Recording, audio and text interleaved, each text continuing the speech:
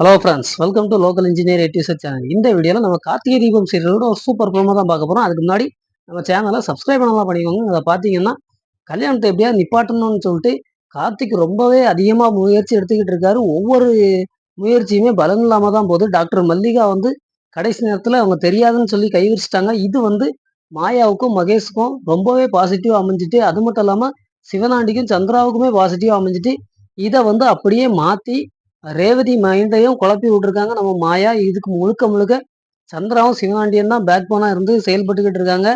இந்த இவங்களோட பொய்யை ஃபுல்லா ரேவதி உண்மைனே நம்பிட்டாங்க. கடைசி நேரத்துல எங்க அம்மாவே சொன்னாலும் நான் சொல்றவர் தான் எனக்கு தாலி கட்டணுங்கிற பேச்சுக்கு வந்துட்டாங்க.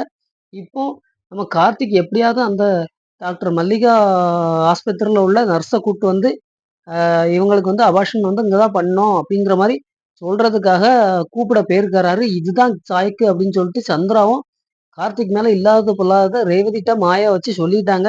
என்ன நடக்க போகுதுன்னு தெரியல. என்ன நடக்க போகுதுங்கிறத நாம முழு எபிசோட பார்த்து தெரிஞ்சுக்கலாம்.